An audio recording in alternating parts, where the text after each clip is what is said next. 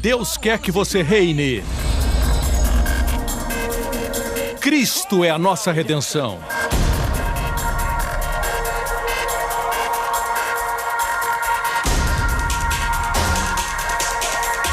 Deus é justo e faz o pecador justo.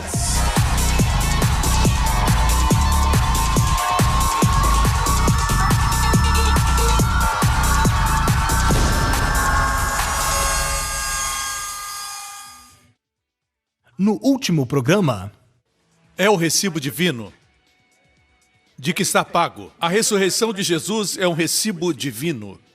Você me escuta? A Bíblia diz que se Jesus não ressuscitou, permanecemos nos nossos pecados. Mas graças a Deus ele ressuscitou, portanto, você não está mais em seus pecados. Hoje com o pastor Joseph Prince. Deus está mais do que satisfeito. É por isso que existem mais nos esperando. É por isso que nós temos muito mais no livro de Romanos. Ele pagou o nosso pecado com sobra, por quem Ele é. Posso ter um amém? Jesus ressuscitou triunfantemente. A pergunta é essa. Se Jesus conquistou a morte, e pastor Prince, para as pessoas do mundo isso não é verdade. Essa verdade é só para aqueles que creem em Cristo. Sua vitória somente é efetiva na vida daqueles que creem em Jesus. Deus não vai honrar pessoas que desprezam a grande dádiva de graça que Deus nos deu. Amém? Assim, para aqueles que creem, por que a morte parece ainda estar triunfando? Nós percebemos que existe uma vitória que foi conquistada e uma vitória que está sendo efetivada na nossa experiência. Deixe-me explicar. No Antigo Testamento tem a história de Josué. Quando ele conquistou os inimigos, 5 grupos de inimigos que vieram contra Josué, 5 reis. E Josué os perseguiu e os seus exércitos com seus homens, e 5 reis se refugiaram numa caverna chamada Maquedá. Eu já estive naquela região. E em Maquedá existe uma caverna e os reis se refugiaram na caverna. E Josué ouviu e disse para os seus homens: selem a caverna com uma grande pedra.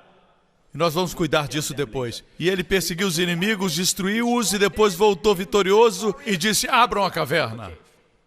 E lá vieram os 5 reis. E Josué disse para os seus capitães, todos os capitães do seu exército: reúnam-se aqui. E ele fez esses 5 reis brutos e maus. Ele os fez se ajoelharem no chão. E Josué disse para os seus capitães: coloque o seu calcanhar no pescoço deles. Quantos entendem? Uma coisa é para eles serem derrotados. Outra coisa é experimentar isso. Deus quer que você experimente isso. Vamos ler isso. 1 Coríntios 15, certo? E se Cristo não ressuscitou, inútil é a fé que vocês têm, ainda estão em seus pecados. Versículo 20. Mas de fato Cristo ressuscitou dentre os mortos, portanto não estamos mais nos nossos pecados, sendo ele as primícias dentre aqueles que dormiram. Visto que a morte veio por meio de um só homem. Por Adão veio a morte. Por Cristo, também, por Cristo Jesus, veio a ressurreição dos mortos. Por favor, esteja mais consciente do que o último Adão fez, do que o primeiro Adão fez. Amém?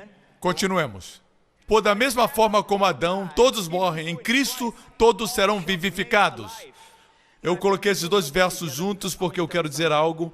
Hoje existe um ensinamento dizendo que, usando esse versículo aqui, sendo que em Adão todos morreram, em Cristo todos são vivificados, dizem que todos serão salvos, crentes ou não, todos vão ser salvos. Eles pegam esse versículo, versículo 22, mas você tem que ler tudo no seu contexto. Eles chamam de salvação universal, mas você tem que ler tudo no contexto. Se você tira um texto do seu contexto, só sobra um pretexto. O contexto é esse. Quem é esse? Todos. Mas cada um por sua vez. Cristo primeiro, depois os que lhe pertencem quando ele vier. Tudo se refere àqueles que são de Cristo. Se você colocar sua confiança em Cristo, você vai fazer parte daqueles que serão vivificados. Vamos para o versículo 24. Então virá o fim, quando ele entregar o reino a Deus, o Pai, depois de ter destruído todo domínio, autoridade e poder. Pois é necessário que ele reine, até que todos os seus inimigos sejam postos debaixo dos seus pés. O último inimigo, Deus chama a morte inimigo. O último inimigo a ser destruído é a morte. Mas quando Jesus ressuscitou dos mortos, a morte já foi abolida. A morte foi destruída. O que esse versículo está dizendo, o último inimigo? Se refere que ele reinará até que todos os inimigos estejam debaixo dos seus pés. Os pés são parte do corpo. O corpo de Cristo é a igreja. Está falando da vitória executada já. A vitória contra os 5 reis foi executada, mas precisava estar debaixo do calcanhar. Isso é experiência. Eu estou dizendo para vocês, irmãos, antes de Jesus voltar, o corpo de Cristo vai ter poder em Cristo para colocar a morte sobre os seus pés. Não é a morte que tem poder sobre você. Você tem poder sobre a morte em Cristo. Agora, escute-me com cuidado. Não temos tempo para examinar na sua totalidade, mas a passagem favorita que as pessoas usam em funerais é 1 Tessalonicenses 4, que diz: irmãos, não queremos que sejais ignorantes quanto aos que dormem. A morte, para o crente, é adormecer. Eu chequei essa palavra no grego e é dormir. Não é a palavra grega para morte. Portanto, para o crente, a morte foi privada do seu aguilhão. Amém? Portanto, fala de dormir e diz: não se entristeçam como os outros, as pessoas do mundo, que não têm esperança. Se cremos que Jesus morreu e ressurgiu, cremos também que Deus trará, mediante Jesus com ele, aqueles que nele dormiram. Dizemos a vocês, pela palavra do Senhor, que nós, os que estivermos vivos, os que ficarmos até a vinda do Senhor, certamente não precederemos os que dormem. Pois o próprio Senhor descerá dos céus com o ressoar da trombeta. Vai acontecer a qualquer momento, igreja. É chamado rapto, harpazo, o arrebatamento. O Senhor mesmo descerá dos céus com alarido, voz de arcanjo e trombeta de Deus. E os mortos em Cristo ressuscitarão primeiro. Versículo 17. Depois nós, os que estivermos vivos, seremos arrebatados, harpazo, com ele nas nuvens, para o encontro com o Senhor nos ares. Deus vai reverter a lei da gravidade que ele primeiro estabeleceu. E estaremos com o Senhor para sempre. Consolem-se uns aos outros com essas palavras. Você sabia que será bonito para sempre? Não teremos mais hospitais? Sabia que teremos um corpo? E poderemos comer com esse corpo? Porque Jesus comeu após ressuscitar dos mortos. E o que você vai fazer quando descobrir que não vai mais morrer? Qual a velocidade que você vai voar a sua carruagem pelo universo? Sabendo que você não pode mais morrer. O seu corpo nunca mais ficará enfermo, jamais. Nunca mais ficará velho. Por quanto tempo? Para sempre é muito tempo, gente. Veja isso. Depois nós que estivermos vivos. No texto antes disse, nós os que estivermos vivos e ficarmos. Uma coisa é estarmos vivos de forma geral. A maior parte dos jovens estará viva quando Jesus voltar. Por serem jovens, eles estarão vivos, mas aqui diz, os que ficarmos. Isso denota poder. Existem aqueles que estarão vivos e aqueles que permanecerão vivos. Eles descobriram a revelação que os mantém vivos e a morte está debaixo do calcanhar deles. Voltemos a 1 Coríntios 15. Pois é necessário que ele reine até que todos os seus inimigos sejam postos debaixo dos seus pés. A igreja começou há 2000 anos atrás. Agora nós estamos em 2014. Eu creio que todos os inimigos que estavam lá, Jesus os conquistou. Eles foram colocados sob os pés da igreja e cada vez eles se tornam menos e menos e menos até o último inimigo. Eu creio que o cumprimento desse versículo, o último inimigo, a morte, debaixo dos pés da igreja, é quando Jesus voltar e teremos um novo corpo. Sim, mas também creio que antes de Jesus voltar, existem aqueles que permanecerão vivos, os quais terão o poder sobre a morte. Creio que será a nossa geração. Acredito que é por causa da revolução, da graça que está acontecendo. Eu vou provar isso para você antes de terminar. Uma vez mais. Se Jesus deve reinar até colocar todos os inimigos debaixo dos seus pés, não podemos voltar 2000 anos atrás e dizer, mas eles sofreram, nós temos que sofrer também. Eles foram pobres, nós temos que ser pobres também. Eles foram isso, foram aquilo. Amigo, todos os inimigos, através dos anos, um a um foi colocado debaixo dos pés de Jesus. Até somente sobrar a morte. O que isso significa? Que a maldição da pobreza, a maldição da enfermidade já foi conquistada antes de Jesus voltar. Quando digo isso, me refiro aos pés da igreja e foi conquistado na cruz, mas a experiência da igreja é agora. Você me escuta até agora? Ele deve reinar até que ele coloque todos os inimigos debaixo dos seus pés. A pergunta é, se isso é verdade, pastor, quem vai fazer isso? Alguém vai dizer, bem, você tem que ver uma vida perfeita, você tem que ser isso, tem que ser aquilo. Sempre volta para você. Não tem nada a ver com você. Fala dele. Quando você se olha no espelho e você vê sua própria glória, você se transforma de glória em gorila. Mas se você olhar para Jesus, você vai ser transformado de glória em glória na mesma imagem dele. Bendito seja o ministério que revelou Jesus para você, porque você é transformado de acordo com aquilo que você vê. Se as pessoas direcionam de volta para você, que isso vai mudar. A lei fazia isso no Antigo Testamento. Por que nós precisamos desses pregadores que apontam para você? Nós sabemos por que somos maus. Sabemos por que estamos aqui. Porque somos maus. Precisamos de uma resposta. A resposta não está em nós mesmos, a resposta está em Jesus. Eis o Cordeiro de Deus.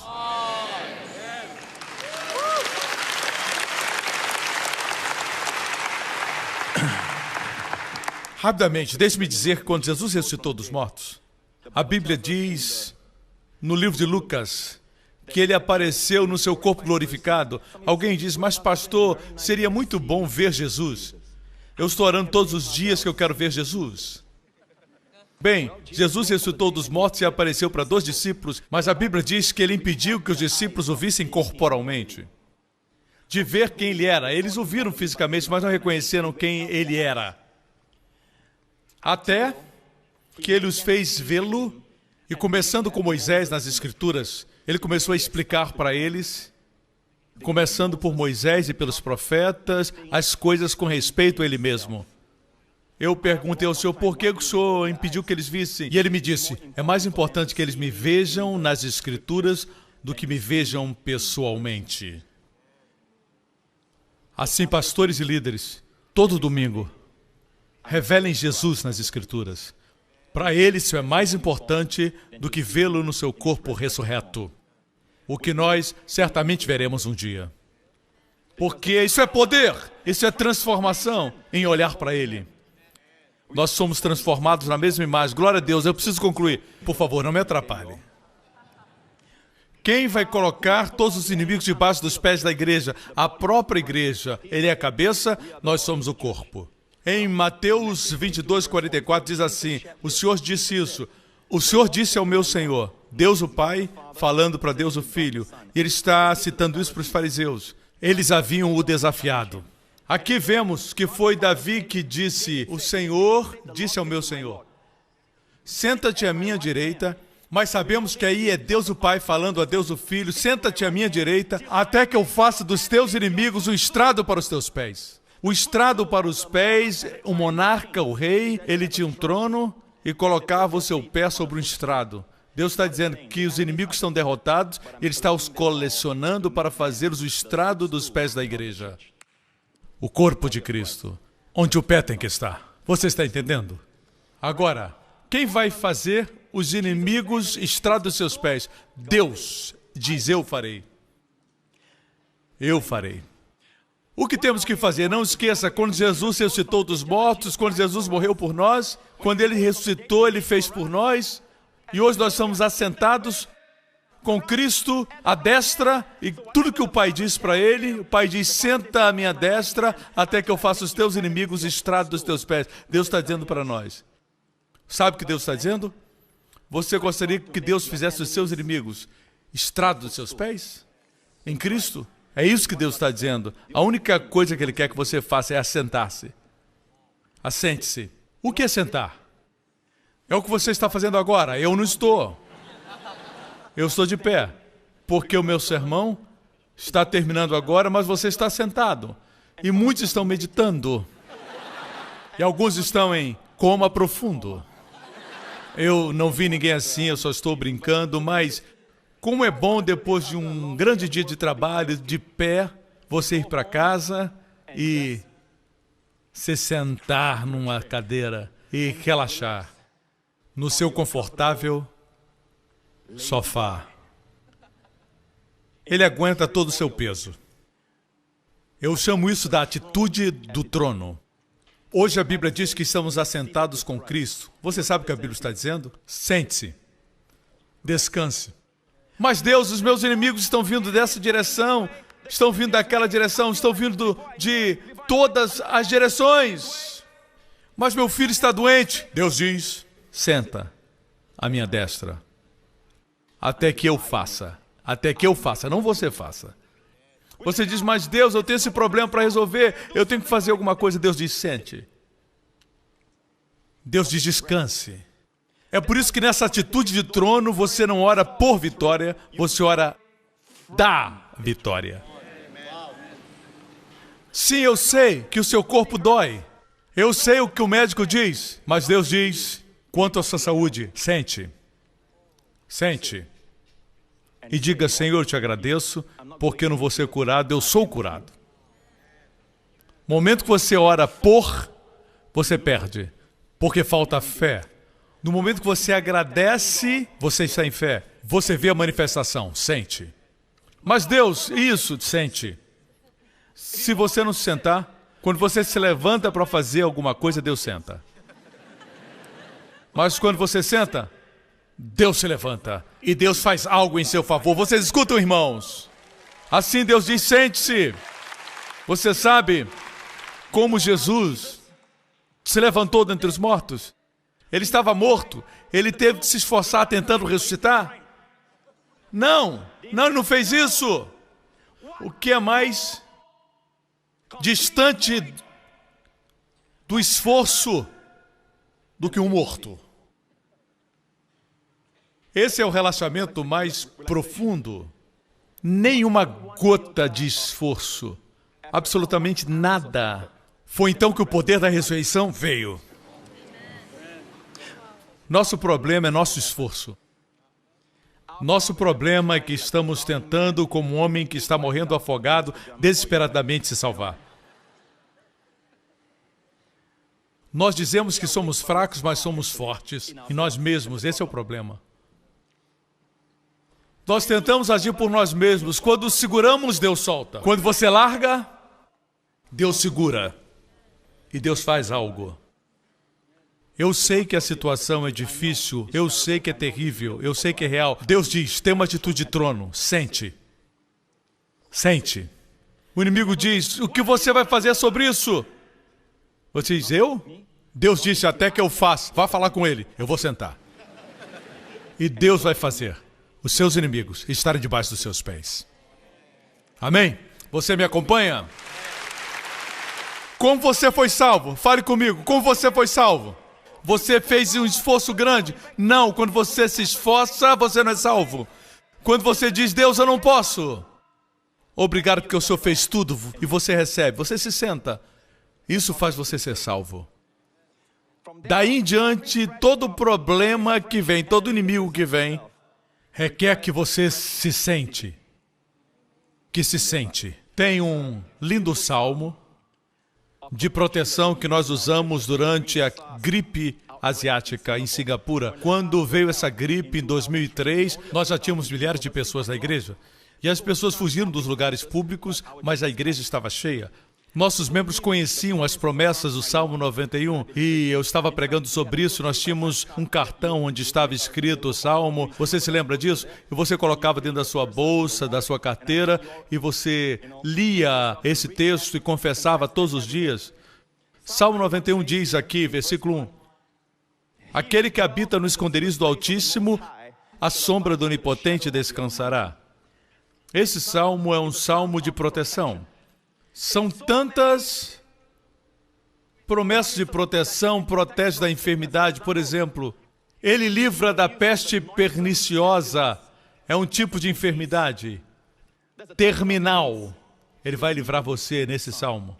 Diz que nenhum mal te sucederá e nem praga alguma chegará à tua tenda. Significa proteção para sua família. 1000 cairão ao teu lado, 10.000 à tua direita, mas não serás atingido. Também nesse salmo de proteção. Cobre tudo, inclusive o terrorismo. Porque Deus viu que o terrorismo seria um problema no século 21. Diz, não temerás o terror noturno, nem a seta que voa de dia. Você sabe como termina esse salmo? Vida longa eu lhe darei. Nós não vivemos o Salmo 90, que fala de Moisés e o povo no deserto. Seus anos eram 70, 80, porque não tinha mais vigor. Esses eram que estavam sob o juízo. Nós somos aqueles que Cristo redimiu. Nós temos vida longa, Deus diz. Jesus morreu jovem para que você tenha longa vida.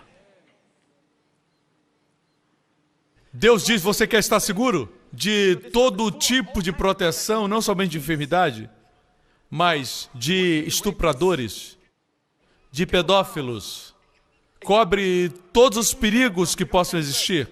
Os perigos naturais. Cobre tudo aí. E eu tenho um ensino sobre isso. Temos até o louvor baseado no Salmo 91. Mas começa assim: aquele que habita no esconderijo do Altíssimo, a sombra do Onipotente descansará. Assim, eu tenho pregado nesse texto desde os anos 90, mas, ultimamente eu tenho perguntado a Deus, onde está o lugar secreto? Eu quero saber porque os dois nomes de Deus são mencionados aqui. Aquele que habita no esconderijo do Altíssimo, El Elyon, descansará sob a sombra do Todo-Poderoso, que é El Shaddai. Os dois nomes de Deus. Então a palavra aquele que habita é a palavra hebraica Yashef, que significa sentar. Aquele que senta no lugar secreto do Altíssimo. Literalmente, Yashev. Você está cercado com esses dois nomes de Deus como seu protetor divino, El Elyon, o Altíssimo, e El Shaddai, o Todo-Poderoso. Mas não responde a pergunta. Diz a atitude a sentar-se, mas onde está o lugar secreto? Você lê a Bíblia fazendo perguntas? Assim eu perguntei a Deus, e um dia Deus me respondeu algum tempo atrás, e eu estava esperando um momento como esse para compartilhar pela primeira vez isso. Eu nunca escutei ninguém pregar sobre isso, isso veio fresco de Deus. Eu vou provar na Bíblia. Assim eu li e eu perguntei, Deus, onde é o lugar secreto? E Deus disse, quais são os dois nomes revelados nesse versículo? El Elyon, o Deus Altíssimo, e El Shaddai, o Todo-Poderoso. Deus diz, onde esses nomes apareceram? E eu conheci a minha Bíblia o suficiente para saber que El Elyon apareceu em Gênesis 14. Diga, Gênesis 14. Na história de Abraão, quando ele veio da destruição dos reis, Melquisedeque, o sacerdote do Deus Altíssimo, veio, um tipo de Cristo, veio com vinho e pão e saudou Abraão com essas palavras. Bendito é o El Elyon, o Altíssimo. Foi a primeira menção do nome El Elyon na vida de Abraão. E El Shaddai, a primeira vez que ocorre também na vida de Abraão, 3 capítulos depois de Gênesis 14, em Gênesis 17, Deus apareceu para Abraão. Quando Abraão tinha 99 anos, Deus disse para Abraão, eu sou o Deus Todo-Poderoso. Literalmente, eu sou El Shaddai. E Deus disse para mim em Gênesis 14, a primeira vez que ocorre o nome El Elyon, mencionado na Bíblia, Gênesis 17, a primeira vez que aparece El Shaddai. E Deus diz, descubra o que aconteceu entre esses dois capítulos, 14 e 17, está o 15 e o 16. Deus disse, então você vai encontrar o lugar secreto. Meu tempo terminou. Querem que eu continue? Olha, que vocês que pediram, hein? Então escute com cuidado. Em Gênesis 15, você sabe o que fala? É a história de Deus falando para Abraão, olhar para os céus e Deus diz, vê se podes contar as estrelas. E Abraão creu no Senhor e isso lhe foi imputado por justiça. O mesmo versículo é citado em Romanos e em Gálatas pelo apóstolo Paulo, nos dizendo que este é o centro do evangelho que ele prega, o evangelho da justificação pela fé. Abraão foi justificado não por causa da sua performance ou como ele era bom, foi justificado baseado na sua fé, naquilo que Cristo fez. Alguns pensam que ele olhou para o céu e Deus disse, vê se podes contar as estrelas, e ele então começou a contar 1001, 1002, 1003, e Deus disse, ok, você é justo. Não, deixe-me dizer algo. Naqueles dias antediluvianos, naquela época antiga, antes do registro no pergaminho, Deus escreveu sua história de amor nas estrelas. Agora, isso não é astrologia. Ok? A astrologia não criou as estrelas. Existem 12 constelações, mas isso foi pervertido. Não tem nada a ver com você. Tem a ver com ele, uma vez mais. Se você olha para as 12 constelações, começa com uma mulher virgem que carrega um bebê. Você sabe quando virgem passa? Durante a festa dos tabernáculos, quando Jesus nasceu. Amém? E aí quando virgem aparece. E então vem as 12 constelações e a última antes de virgem é Leão. Leão. Se você olhar para o Novo Testamento, começa o Novo Testamento com Jesus Cristo nascendo de uma virgem. Não existe sangue pecaminoso nele. E no último livro, Apocalipse, lá ele é o leão da tribo de Judá. Assim Deus disse para Abraão, olha e veja, e numera em hebraico a palavra safar, de onde vem safer, é livro. Não é só contar, é contar a história. Olhe para as estrelas e conte a história. Deus pregou para Abraão a história do Evangelho. A mesma palavra safar é usada por Davi quando ele diz, os céus declarem, os céus safer, a glória de Deus. Conte a história. Abraão creu na mesma história do Evangelho que nós cremos. A propósito, não precisamos olhar mais para as estrelas hoje. Por quê? Porque nós temos a Bíblia. A revelação perfeita, completa, chegou. No próximo programa. Você é justo apesar da sua performance, pelo que Cristo fez. Isso se torna real. E quando se torna real, mais um inimigo debaixo do seu pé. E a morte não vai ter mais poder sobre você. Não só isso, você descansa no que Cristo já fez. Obrigado por sintonizar no programa de hoje com o pastor Joseph Prince, da igreja New Creation. Estamos certos que você foi abençoado. Para mais informações sobre a igreja New Creation, acesse o nosso website newcreation.org.sg. Lá você poderá se inscrever no nosso devocional diário do pastor Joseph Prince. Seja incentivado e fortalecido todos os dias e saiba o quanto Deus lhe ama através destes devocionais. Acreditamos que o seu dízimo pertence à igreja a qual você frequenta. E oramos para que você seja grandemente abençoado, altamente favorecido e profundamente amado.